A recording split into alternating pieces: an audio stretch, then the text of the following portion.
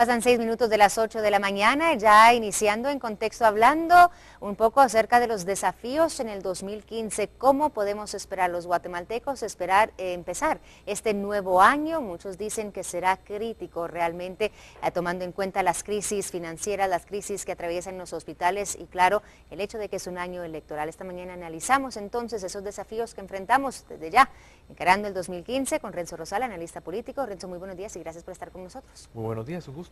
Gracias, Renzo. Bueno, el 2015, brevemente, un panorama de cómo iniciaremos el 2015 a tu criterio, Renzo. Bueno, muchas gracias. Creo que vamos, a diferencia de lo que ocurría anteriormente, donde el mes de enero siempre es un mes largo y donde la parte... Yo estaba esperando ver qué ocurría. Que calienta, digamos, después de la segunda quincena en la práctica, creo yo que ahora vamos a tener un enero muy volátil, donde recién el 5 de enero formalmente iniciaría el juicio contra el general Ríos Montt y contra algún otro militar, y en medio de todo tenemos ahora el fantasma, digamos, de la amnistía, que es un proceso que se está seguramente gestando a marchas forzadas, y que es probable que unos días antes, unos días después, inclusive se pudiera aprobar una amnistía que pudiera, obviamente, dar inicio al año y al mes de enero en particular, un nivel de volatilidad y un nivel, digamos, de muchísimos señalamientos de quienes van a estar a favor y en contra, y ahora encontramos digamos, como guinda al pastel. La guinda al pastel, eso te que iba a el decir. propio presidente de la República, en declaraciones ayer en la celebración de los acuerdos de paz, manifiesta públicamente su respaldo, digamos, al tema de la amnistía, que me parece que es, digamos, un resbalón, un error del mandatario, quien toma partido de algo que formalmente está ahora todavía en discusión en el organismo judicial. Claro, y él decía que la amnistía es un componente vital porque ninguno de los que estuvo metido en un enfrentamiento, dice, armado interno, quiere firmar una paz para que lo lleven preso.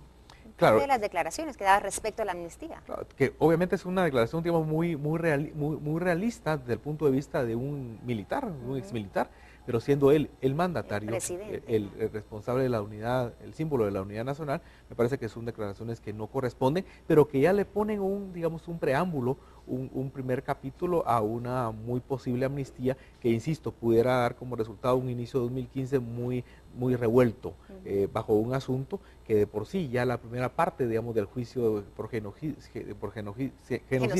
hace algunos meses, obviamente partió, digamos, a la sociedad y dificultó muchísimas otras acciones posteriormente. Esta acción de la amnistía pudiéramos dar inicio a un nivel de confrontación, de polarización, que además, asociado a un año ya eminentemente electoral, le va a dar un tinte seguramente muy especial. Claro, más confrontación, más división realmente entre los guatemaltecos, y no son los ingredientes que necesitamos nosotros para tener un buen año, diría yo, Renzo. Y hablando de los acuerdos de paz, ayer se conmemoraban los 18 años de la firma y muchas personas están diciendo, bueno, sí se ha avanzado, pero no como se ha querido, porque los problemas de raíz, dicen, aún persisten en nuestra sociedad, el acceso a la tierra, por ejemplo, el acceso a los empleos, la participación, digamos, indígena en la política, todo eso aún persiste en malas condiciones. Por supuesto, los temas sustantivos, como se denomina en términos más específicos, siguen siendo temas pendientes. Es una agenda latente, pero es una agenda que está ahí cada vez más oculta. Y lo complicado está en términos de que los gobiernos, que son los responsables de tratar de hacer cumplir tramos de los acuerdos de paz, cada uno con su pedazo, digamos, los últimos 3, 4 gobiernos no han hecho mayor esfuerzo en ese sentido, y creo que han básicamente jugado, digamos, en términos de atacar o tratar de responder a agendas de coyuntura, agendas del corto plazo, y no comprometerse con la agenda de mediano y de largo plazo, que son los que están en la esencia, en la columna vertebral de los acuerdos de paz. ¿Cómo ves, Renzo?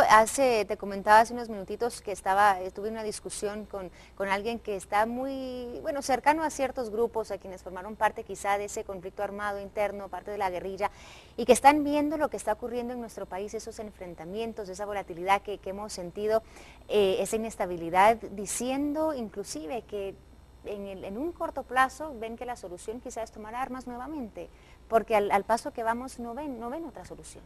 Bueno, creo que ese es un escenario que está ahí, que estaba, digamos, que hasta hace algún tiempo era algo absolutamente fuera de lugar, digamos, pero que en la medida en que se han ido afectando y en los niveles de conflictividad, de erosión social, se están generando por diversas razones, no solamente por el tema de recursos naturales, que es un elemento importante, sino también ahora vemos cómo hemos caído en una crisis hospitalaria de los sectores de salud, de educación profundas. Obviamente eso hace que los niveles de cuestionamiento, los niveles de estar en contra por parte de organizaciones no solamente urbanas, sino fundamentalmente a nivel rural, pues se están dando. Y sabemos, digamos, uno puede escuchar ahí opiniones de cómo en la región fronteriza con México, en departamentos como San Marcos y Huehuetenango, hay algunos grupos que se están comenzando como a reagrupar. Y no me refiero a grupos vinculados al crimen organizado, sino me refiero a otro tipo de grupos, de pronto, todavía, digamos, de la exguerrilla, que pudieran estar, o inclusive nuevos grupos,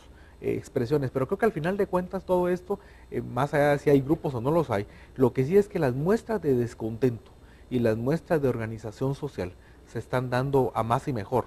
Hoy por hoy todavía dispersas, como no las vemos todavía agrupadas, digamos que no las vemos con el suficiente empuje, suficiente peso, pero se están dando, es decir, en este último periodo, en este año que estamos finalizando, estas muestras de inconformidad se están traduciendo de a poco en muestras también de participación ciudadana, de nuevas expresiones, que aunque insisto, están todavía sueltas, creo que también están manifestando un nivel de descontento, no solamente respecto a la gestión de gobierno, que es lo que tenemos frente a nosotros, o frente al Congreso de la República, que también ha sido un año absolutamente nefasto en ese sentido, o el organismo judicial con todas las cortes y eso, sino fundamentalmente el modelo de Estado que tenemos, evidentemente, digamos que ya está bastante colapsado. Y esa frente al tema del modelo de desarrollo, en donde están fundamentalmente muchas de estas expresiones de cuestionamiento. Contestas parte de una pregunta que te quería hacer, porque sí, yo me he cuestionado mucho cómo los guatemaltecos hemos estado tomando todas las crisis que estamos enfrentando, todo lo que hemos escuchado del actual gobierno, digamos, lo que hemos escuchado a través de los medios de comunicación, y yo siento que los guatemaltecos lo estamos tomando con mucha pasividad, pero tú me acabas de contestar parte de eso, que aún sentimos ese malestar, estamos dispersos y todavía no nos hemos unido.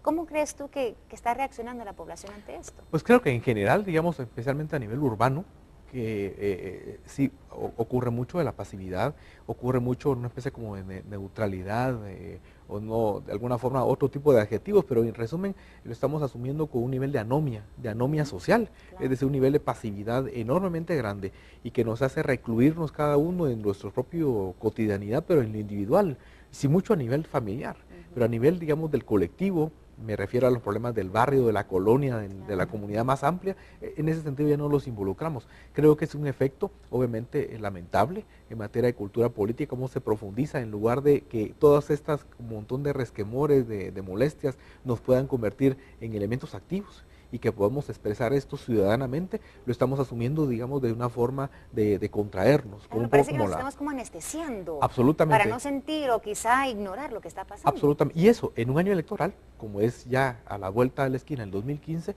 también tiene evidentemente mucho mayor repercusiones. Es peligroso. Por supuesto, porque las elecciones son, digamos, el momento, cada 4 años que vivimos en Guatemala, de donde se tiene que mostrar la participación. Y hoy lo que podemos vivir podríamos vivir un escenario de un autoengaño, es decir, vivir una especie de participación relativamente alta, como hemos tenido en los últimos procesos electorales en Guatemala, pero que no signifique nada. No por el hecho de que la gente vaya a las elecciones, probablemente, o pueda ser que el 2015 el nivel de participación disminuya, que haya, digamos, que acudan muchas personas intentando votar nulo o intentando otro tipo de fórmulas. Creo que eso, digamos, podrían ser expresiones. Creo que el año electoral tendría que ser no el año de vivir, como tú planteabas, digamos, anestesiado, dormido, sino creo que es el año, el epicentro que tenemos, insisto, cada 4 años para poder expresar abiertamente nuestros niveles de inconformidad y no solamente recluirnos sobre la idea de la pregunta de si voy a votar o no voy a votar, porque eso al final de cuentas no dice nada. Claro. Voy a asistir, votar, las opciones políticas que probablemente van a participar formalmente tampoco nos dicen, no nos dan muestras de ninguna posibilidad de cambio. Claro, y de hecho ya mucha gente, porque yo sé en reuniones familiares, en reuniones con amigos, en los convivios inclusive se toca el tema de la política y muchos desde ya están diciendo mi voto nulo el próximo año, como que no ven esas opciones para mejorar el país, pero eso, o sea, lleva a algo muy peligroso. Por supuesto, por ejemplo, el escenario de votar nulo es una especie como de expresión simbólica. Claro. Pero atrás de eso tiene que haber otro tipo de manifestaciones, porque de lo contrario, el voto nulo al final de cuentas no cuenta. En un país como este, por el sistema electoral que tenemos, un voto nulo termina siendo, cada uno se lo va a guardar a decir, bueno, yo voté y voté nulo, pero en la práctica no cuenta, digamos, estadísticamente. Y por lo tanto creo que es importante entonces cómo manifestar más visiblemente, más públicamente estos altos niveles de inconformidad, que ahora están atentando fundamentalmente contra la vida, cuando vemos el tema de inseguridad y cuando vemos todo el estado crítico del sector salud. Son dos expresiones donde el derecho a la vida, digamos, está absolutamente en trapos de cucaracha. Perfecto, Renzo, rápidamente, lo que titulan los diarios esta mañana, nosotros también lo discutimos, la CC que suspende el pago de 5 quetzales por teléfono, este impuesto que estaba incluido dentro de la aprobación del presupuesto para el 2015. ¿Cómo ves tú, cómo tomas la decisión de la CC y cómo va a afectar inclusive a esa crisis que ya estamos viendo? Porque el gobierno, como mencionabas tú, esperaba, bueno, ciertos fondos con este tributo. ¿Qué podemos esperar ahora? Bueno, creo que es una resolución, aunque de momento parcial, que afecta al Ejecutivo, porque está esperando el Ejecutivo a través de un impuesto directo en esta naturaleza, que afecta, digamos, que esperaba el gobierno tener altos ingresos por más de 200 millones de dólares, cerca de 1.800 millones de quetzales en el año, que se suspenda durante 3 meses, implica que durante ese primer trimestre no va a recaudar el Ejecutivo. Estamos hablando de un impacto, no sé, digamos, en términos concretos de cuánto, pero es un impacto directo a las finanzas ya bastante menoscabadas, ya bastante deficitarias que tiene el Ejecutivo, este gobierno en particular, y que durante el año 2015 estaba esperando el Ejecutivo tener este tipo de ingresos para poder por lo menos repuntar, digamos, y poder por lo menos solucionar algunos aspectos en donde hay muchísimos vacíos. El tema de las finanzas públicas ha sido uno de los talones de Aquiles del actual gobierno de la República, y esta medida, esta resolución de la Corte de Constitucionalidad, creo que no le ayuda al Ejecutivo. Y si viniera en definitiva después de marzo o en abril a suspender en definitiva la medida, creo yo que el golpe sería, digamos, bastante más fuerte para el Ejecutivo, y casi que lo hace que el año 2014, casi que fue el último año de cierre del gobierno, y el 2015 solo le tocaría administrar puramente contingencias en un año electoral. Wow, bueno, y esas crisis podrían aumentarse. Un panorama sombrío, dirían algunos, el que estamos viendo para el principio del 2015, Renzo. Bueno, lamentablemente sí, digamos, uno tiene que ser muy realista en ese sentido, y aunque obviamente siempre está el espacio de la esperanza y el poder pensar en momentos positivos hacia el 2015, creo que esa dosis de realismo nos hace ver también un poco el tema de luces y sombras que van a acontecer durante el próximo año. Perfecto, gracias Renzo por haber estado con nosotros esta mañana. Un gusto cerrar el año. Seguiremos seguramente hablando en el 2015 claro respecto a esta conflictividad que muchos dicen se está generando en nuestro país. ¿Usted cómo ve el panorama? Sí, el escenario en nuestra Guatemala para el 2015, déjenos saber a través de las redes sociales. Estamos conectados ahí esperando sus respuestas para que usted también participe en los foros que abrimos todas las mañanas aquí en Viva la Mañana. ¿Cuál es el panorama que vislumbra en el 2015 para nuestro país? Déjenos saber. Con esto nosotros nos vamos a una pausa, regresamos con mucho más aquí en Viva la Mañana.